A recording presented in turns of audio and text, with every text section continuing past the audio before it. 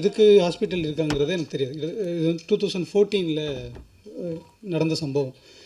அப்போது அங்கேருந்து தான் எனக்கு வந்து ஸோ இப்படி நடந்துச்சுன்னா இப்போ ஒரு வேளை மாற்றி இருந்துச்சுன்னா அப்போ அந்த கேரக்டர் என்னவா உருவாகும், இந்த இடத்துக்கு போகிறதுக்கு என்னவாக இருக்கும், அப்போ இதை சார்ந்த கருத்தியெல்லாம் நம்ம என்ன சொல்ல போகிறோம் அப்படிங்கிறது அங்கேருந்து அது கொஞ்சம் கொஞ்சம் எவால்வ் ஆகி வந்தது தான் சார்.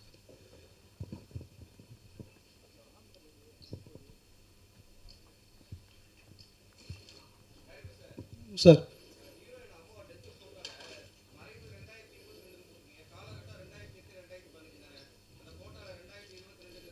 ஆமாம் சார், தப்பாக பண்ணிட்டோம் சார். அது வந்து எடுக்கும்போது அந்த காலகட்டத்தை மென்ஷன் பண்ணாமல் நாங்கள் எடுத்துட்டோம் அதில் நடைமுறையாக. அப்புறம் படம் பார்த்துட்டு சில பேர் வந்து கொஞ்சம் பீரியடை மாற்றிக்கலாம் அப்படிங்கிற மாதிரி சஜஷன் கொடுத்தனால அதுக்கப்புறம் போஸ்ட்டில் தான் அந்த பேர் போட்டனால அந்த தவறு நடந்துருச்சு.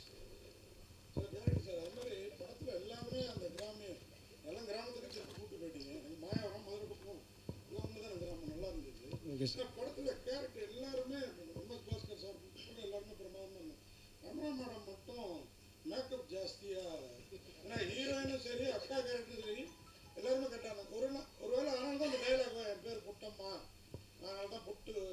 ஆமாம் சார், அவங்க வந்து இல்லை சார், மேக்கப் இல்லை சார்.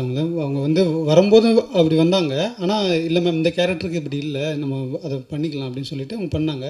ஆனால் பொட்டு இருக்கணும், ஆனால் அதே நேரத்தில் ரொம்ப அப்படி இருக்கக்கூடாது. ஏன்னா அது கேரக்டராக இருக்கிறதுனால அது ரொம்ப அதிகமான மேக்கப் இல்லை. அந்த கேரக்டருக்கு ஏற்ற மாதிரி கொஞ்சம் அவங்களுக்கு மட்டும் இருக்கும், மற்றவங்களுக்கெல்லாம் அது தேவைப்படலை மேக்கப்.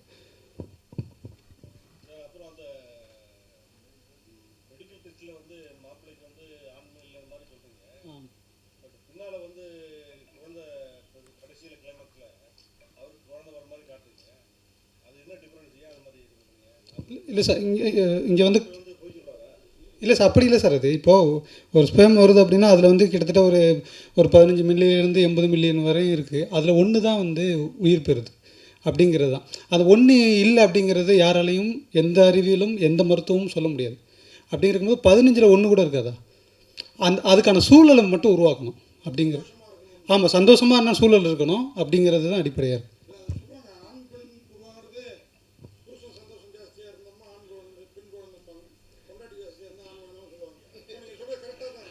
இல்லை சார், அது தெரில நமக்கு.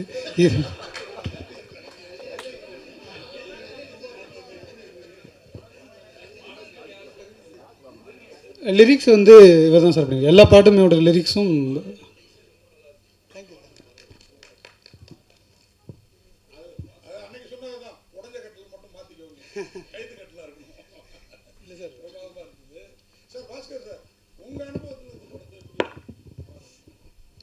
இல்லை, ரொம்ப ஒரு வாழ்வியல், ஒரு இயற்கையான ஒரு விஷயம். இப்போ அவர் சார் கேட்ட மாதிரி வந்து அதுக்கு ஒரு பதில் நான் சொல்கிறேன். எனக்கு தெரிஞ்சு ஒருத்தர், உங்களுக்கு எல்லாருக்கும் தெரிஞ்சவர் தான், பேர் வேண்டாம், 18 ஆண்டுகள் அவருக்கு குழந்தை இல்லை, 18 வருஷம் கழித்து குழந்தை பிறந்தது. அது எப்போ அவங்களுக்கு வந்து அந்த அந்த உயிரணு எப்போ ஜாஸ்தி ஆகுது, எப்போ அது யாருக்கு கம்மியாகும், எப்போ குழந்தை பிறக்கும், அந்த மாதிரி எல்லாம் வந்து வர்றதுன்றது வந்து ஒரு மிகப்பெரிய இயற்கையினுடைய ஒரு அற்புதம்னு சொல்லணும். அந்த மாதிரி இந்த படத்தில் பார்க்கும் பொழுது அது இயற்கையினுடைய அற்புதம் தான். இதில் வந்து நீங்கள் பசுமாட்டுக்கு கூட நீங்கள் எடுத்துங்களேன், நம்ம ஊர் பக்கம்லாம் பாருங்களேன், இந்த ஊசின்றது இப்போ தான் நம்ம வந்து ரொம்ப வருஷத்துக்கு அப்புறம் தான் கேள்விப்படுறோம். அதில் கூட எத்தனை மாடுகள் வந்து உடனடியாக செனை பிடிச்சிருது இல்லையா? அந்த மாதிரி அதுக்கும் ஒரு நேரம் காலம் இருக்குது, அதுக்கும் ஒரு எப்போ அமையணும் அப்படிங்கிறது ஒன்று இருக்குது. அந்த மாதிரி இந்த படம் வந்து ரொம்ப அதை ஆராய்ந்து, அந்த தரவுகளெல்லாம் ஆராய்ந்து தான் தம்பி பாஸ்கல் வேதமுத்து பண்ணியிருக்கார் அப்படின்னு நான் நினைக்கிறேன். எனக்கு தெரிஞ்சு இந்த படம் வந்து ரொம்ப ஒரு இயற்கையான ஒரு படம், ரொம்ப ஒரு அருமையான ஒரு படம்.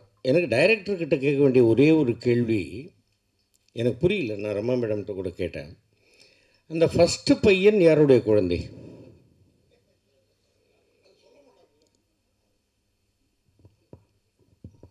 அது டெஸ்ட் பேபி சார், ஐவிஎஃப். அது ஐவிஎஃப் போனது காரணம் என்னென்னா, இவர் வந்து ரொம்ப ஹீரோயிட்டிக்கான ஒரு ஆள்லாம் இல்லை இந்த கேரக்டரை பொறுத்த வரைக்கும்.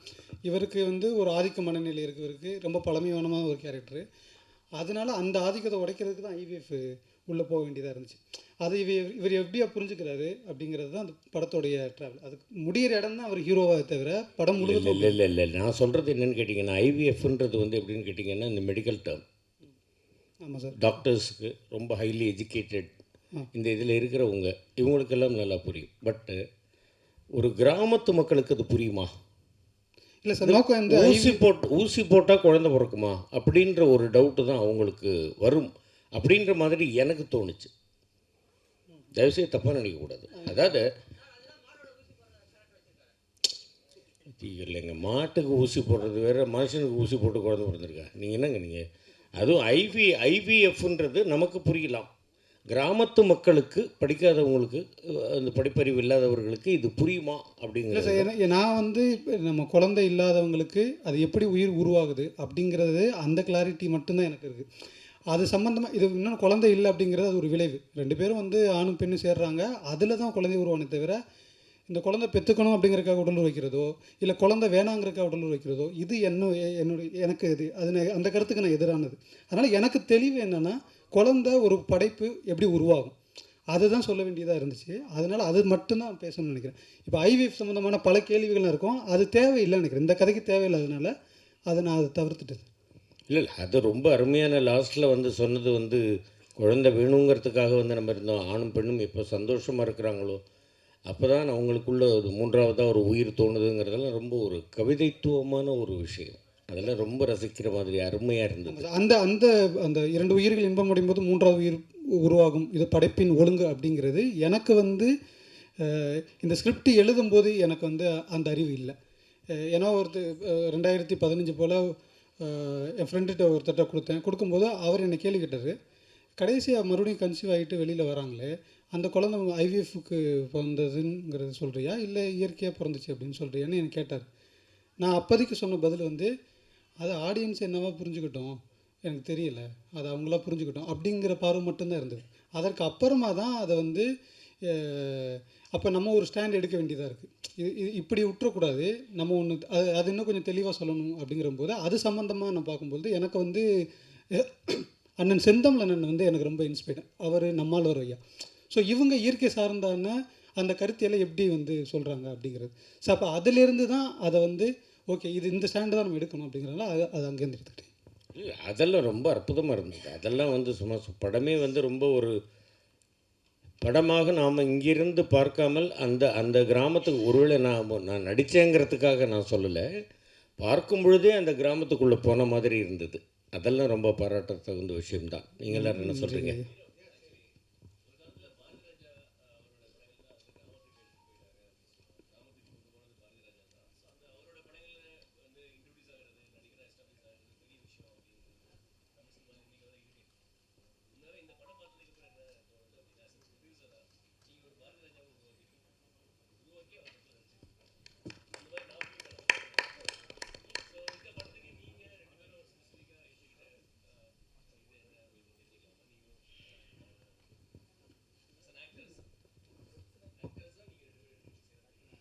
இல்லை, அது எங்கே ஆரம்பிக்குதுன்னா சார், ஸ்கிரிப்ட் படிக்கும்போது. ஸோ ஸ்கிரிப்ட் படிக்கும்போது எனக்கு பெத்த பெருமாள் அப்படின்ற அந்த கதாபாத்திரம் மிகவும் நெருக்கமாக இருந்துச்சு. அதையும் தாண்டி வாழ்வியல் சிந்தனை இருக்கிறதுனால அதை நோக்கி பயணிக்கணுன்ற அந்த எண்ணம் வந்து என்னை அங்கே கூட்டிகிட்டு போய் விட்டுச்சு. ஸோ அதுதான் பெத்த பெருமாள் கிட்ட எனக்கு ஏற்பட்ட நெருக்கம். ஸோ இன்றைக்கி இந்த ஐவிஎஃப் இந்த மாதிரியான விஷயங்கள்லாம் படைப்பு வணிகமாகிறது வந்து தவிர்க்க வேண்டிய ஒரு விஷயம்ன்றதை நான் பார்த்தேன். ஏன்னா அது வணிகமாக வேண்டிய ஒரு விஷயம் கிடையாது. ஏன்னா அது நம்பிக்கையை உடைக்க ஆரம்பிக்குது. எப்போ வணிகமாவதோ ரொம்ப ஈஸியாக நம்பிக்கையை உடைக்க ஆரம்பிக்குது. 3வது மாதம் 4வது மாதத்துலேயே நீ அதுக்கு சரிப்பட்டு வர மாட்டேன்ற அந்த ஒரு இடத்துக்கு 2 பேரையும் தள்ளிடுறாங்க. ஸோ அந்த 2 கதாபாத்திரங்களாக பெத்த பெருமாளாகவும் பாண்டியாவும் என்னால் மிக எளிதாக பொருந்தி கொள்ள முடிஞ்சுது. அங்கேருந்து தான் அந்த கதாபாத்திரம், அந்த கதையிலேருந்து ஆரம்பித்தது தான். அதை சார்ந்து வாழ்வியல் சூழலுக்குள்ளே போனோன்னையும் அது இன்னும் எங்களை வந்து மிகைப்படுத்தி கொடுத்துச்சு. அங்கே நாங்கள் வந்து அந்த பெத்த பெருமாளையும் பாண்டியும் அவங்களுக்கு நடுவில் கண்டுபிடிச்சிக்கிட்டோம். அது அந்த விஷயம் தான் நடந்துச்சு. எல்லாருக்கும் வணக்கம். உங்களோட டைம் இவ்வளோ நேரம் ஸ்பெண்ட் பண்ணதுக்கு ரொம்ப சந்தோஷம், ரொம்ப நன்றி. ஸோ இந்த கேரக்டர் வந்து எனக்கு ஸ்டார்டிங்கில் கொஞ்சம் சேலஞ்சிங்காக தான் சார் இருந்துச்சு. பிகாஸ் இது என்னோட வயசுக்கு மீறின ஒரு கேரக்டர். ஸோ இது நம்ம பண்ணலாமா, பண்ணால் கரெக்டாக வருமா அப்படின்ற மாதிரி நிறைய குழப்பங்கள் இருந்துச்சு. ஆனால் என்னை சுற்றி இருக்கவங்க, என்னோடய ஃப்ரெண்ட்ஸ் எல்லாருடைய லைஃப்லேயும் இதை ஃபேஸ் பண்ணிகிட்ருக்காங்க. ஸோ இது எல்லாமே நான் நேர்ல இருந்து பார்த்துருக்கேன். நான் அதில் ஒருத்தியாக ஏன் அவங்களோட வழிகளை நான் ஏன் மக்களுக்கு தெரிவிக்கக்கூடாது அப்படின்ற ஒரு எண்ணத்தில் தான் நான் இந்த ஸ்கிரிப்டுக்கு ஓகே சொன்னேன். ஸோ அங்கே போய் ரிஹர்சல் எடுக்கும்பொழுது அந்த மக்களோட பழகும்போது ஆப்வியஸ்லி அந்த கேரக்டரோட கொஞ்சம் சிங்க் ஆக வாய்ப்பு கிடைச்சிது சார்.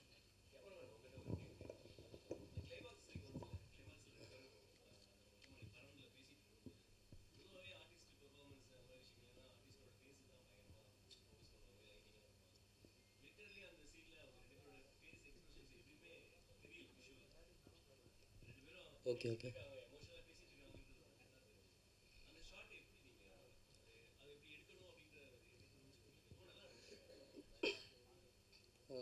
டைரக்டர் சார் வந்து கேட்டிருந்தார், இங்கேருந்து இங்கே ஒரு ஸ்டே இருக்குது, இங்கேருந்து இங்கே ஒரு எண்டு போகும் அப்படின்னு சொல்லும்போது, சரி ஓகே இங்கே சேஞ்ச் ஒரு இருக்குது, நம்ம ஒரு வேறு வேரியேஷன் நம்ம பண்ணலாம் அப்படின்னு சொல்லி அப்படி டிஸ்கஸ் பண்ணும்போது அதை பார்க்க அப்படி தெரியுதுன்னு நினைக்கிறேன். Okay, thank you.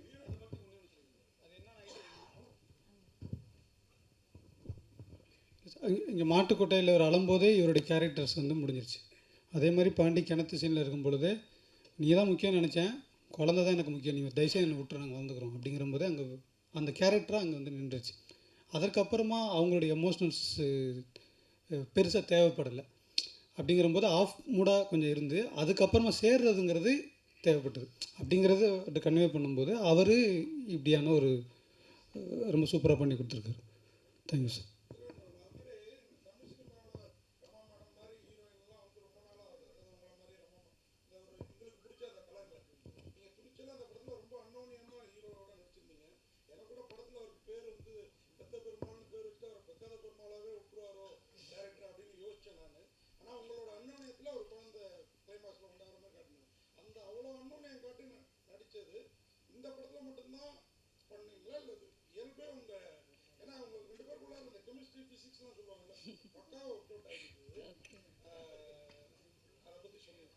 இல்லை சார், நான் ஆக்சுவலி இந்த மாதிரி ரொமான்ஸ் அந்த மாதிரி சீன்ஸ் எதுவுமே பண்ணவே கூடாது அப்படின்ற ஒரு நோக்கத்தில் தான் சினிமாக்குள்ளே வந்தேன். ஸோ இந்த படம் வந்து இந்த இந்த கதைக்கு தேவையான ஒன்றா இருந்துச்சு இந்த சீன்ஸு. ஸோ ஆரம்பத்தில் வந்து திரவ் சார் வந்து எனக்கு அவங்க அவங்க தான் என்ன இந்த படத்துக்காக, ஏன்னா இவரோட படத்துக்காக நான் ஒரு ஆடிஷன்ஸ்க்காக போயிருந்தேன். ஸோ அந்த மூலயமா தான் சார் என்னை செலக்ட் பண்ணாங்க. ஆரம்பத்தில் கொஞ்சம் ஒரு மாதிரியாவது இருந்துச்சு. நீங்கள் இப்போ பார்த்த சீன்ஸ்லாம் கூட பார்த்தீங்கன்னா நாங்கள் அந்த இடத்துல சிரிச்சுக்கிட்டு இது இது நான் ரியலாக சிரிக்கிற சிரிப்பு அது. ஸோ இந்த மாதிரி சிரிச்சுட்டு அந்த மாதிரி தான் என்ஜாய் பண்ணி தான் பண்ணிகிட்டு இருந்தோம். மற்றபடி வந்து ஒரு பெரிய ஒரு டிஸ்டர்ப்டாவோ இல்லை அந்த ஒரு ஒரு அவரோட ஒரு எப்படி சொல்கிறது கம்யூனிகேஷன் லெவல் கம்மியாகும் அந்த மாதிரி எனக்கு எதுவுமே கிடையாது. ஸோ அவர் ரொம்ப ஃப்ரெண்ட்லியாக நாங்கள், அதாவது இந்த படம் ஸ்டார்ட் பண்ணதுலேருந்து ரொம்ப ஃப்ரெண்ட்லியாக ஒர்க் பண்ணிகிட்ருக்கோம். அதனால் இந்த படத்தில் மட்டும்தான் சார் அது.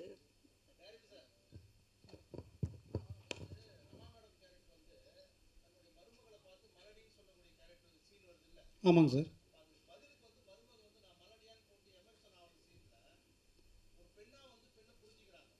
Okay sir. Okay sir.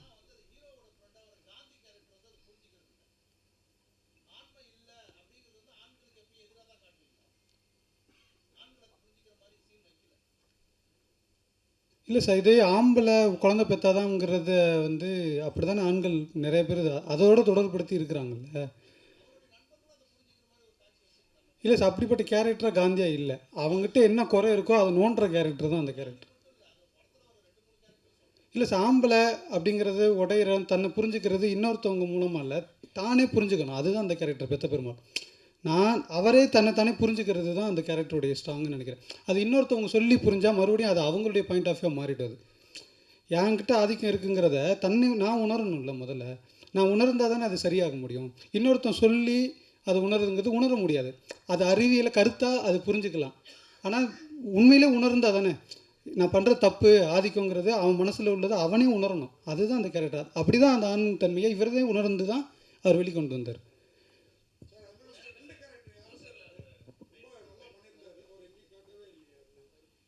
யார் சார்? கருப்பு. அவர் மதுரை ஊரில் இருக்கார் சார் அவர். ஆமாம் சார். ஆமாம் சார், ஊருக்காரர் பக்கம் வீட்டு. ஆமாம். Okay sir, thank you sir. இல்லை சார், அது வந்து இப்போது படம் பார்க்குறதுக்கு முன்னாடியான பல கேள்விகள் இருக்கும். இது இன்னொன்று, இந்த போஸ்டர்ஸ் வந்து ஒரு தன்மையில் மட்டும் இல்லை, இவங்களுக்கு பலவிதமாக பல விஷயங்கள் இதுக்குள்ளே புரியும் அப்படிங்கிறதுக்காக இந்த போஸ்டர்ஸ் வச்சோம். அது படம் பார்க்கும் பொழுது அது இது சரியாக கன்வே பண்ணிடும் அப்படின்னு நம்பினேன். அது ஆயிடுச்சுன்னா சந்தோஷம், இல்லை மறுபடியும் அது சர்ச்சை ஆயிடுச்சுன்னா அது நம்ம பேசி ஆகணும் சார்.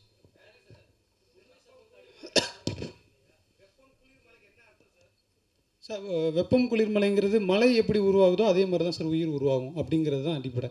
இப்போ வந்து ஆணோடைய இதில் வந்து வெப்பம் தன்மை அதிகமாக இருக்கணும், பெண்ணோட கர்ப்பப்பையில் குளிர்ச்சி தன்மை இருக்கும். இது ரெண்டு புணர்ச்சி நிலையில் ஒரு உயிர் உருவாகுது. அதே மாதிரி தான் மழை எப்படி உருவாகும், காற்றில் வந்து வெப்பம் தன்மையும் புணர்ச்சி தன்மையும் குளிரும் புணர்ச்சி நிலையில் தான் மழைங்கிறது ஒரு வடிவத்துக்கு வருது.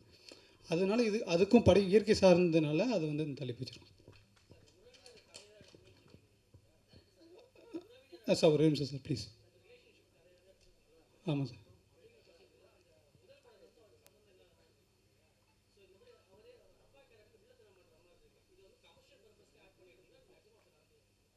இல்லை சார், பேசிகிட்டு இருக்கும்போது சொன்னது மட்டும்தான் சார் எடுத்துக்கிட்டேன்.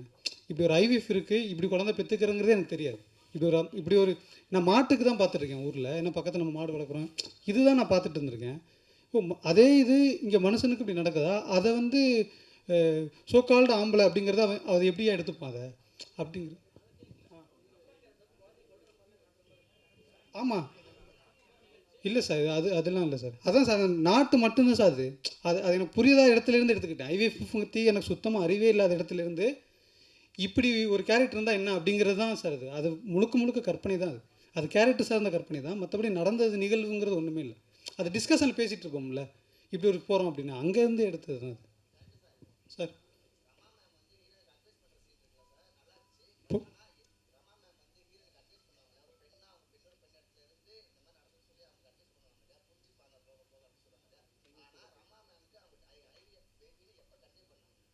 இல்லை சார், அவங்களுக்கு புருஷன் முன்னாடிக்குள்ளே ஒரு சிக்கல் இருக்குது, அது ஏதோ ஒரு சிக்கல் இருக்குங்கிறது தான். அது இதுதான் பிரச்சனைன்னு அவங்களுக்கு தெரிய வேண்டாம்.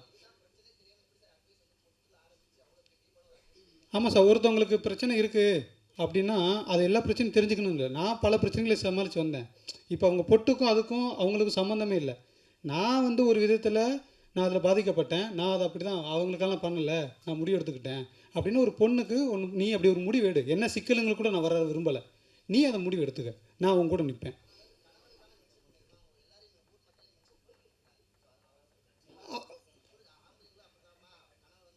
இல்லை சார், அவனும் ஆம்பளை தானே, போக போக புரிஞ்சுப்பாங்கிறது தான் சார் சொன்னாங்க. அதை ஒட்டுமொத்த ஆம்பளைங்களும் அவங்களை புரிஞ்சுப்பாங்கன்னு அப்படி ஒன்றும் மென்ஷன் பண்ணல சார்.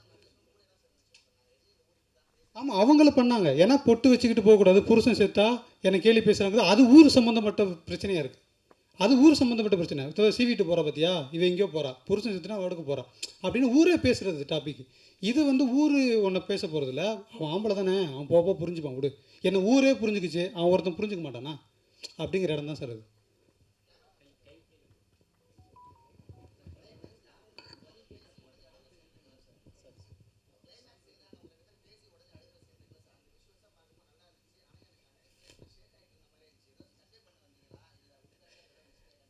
இல்லை, அது ஃபுல்லாக கையில் எடுத்தது தான் அது. அவர் டைரக்டர் வந்து ஃபுல்லாக ஒரு சின்ன ஷேக் இருக்கணும், அந்த ஃபீல் கிடைக்கும் அப்படின்னு சொல்லி பேசி எடுத்தது தான் அது. ஃபுல்லாமே அந்த சீன் ஃபுல்லாமே ஒன் டேக்கில் போச்சு, கையில் இது பண்ணிட்டு. இல்லை என்கிட்ட டிஸ்கஸ் பண்ணது தான்.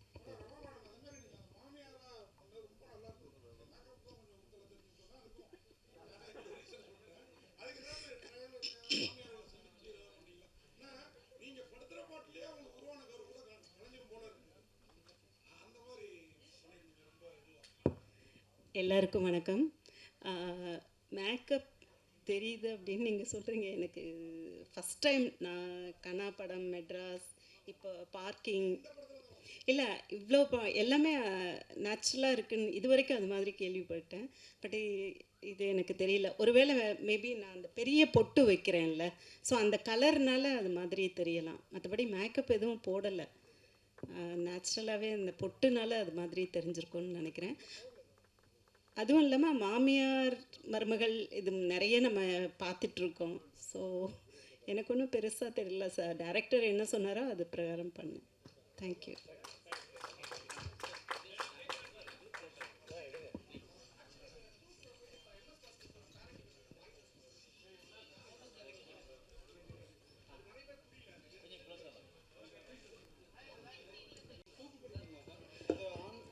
தூக்கு படிக்கலைங்கிறது அது ஆண் உறுப்பு சார்.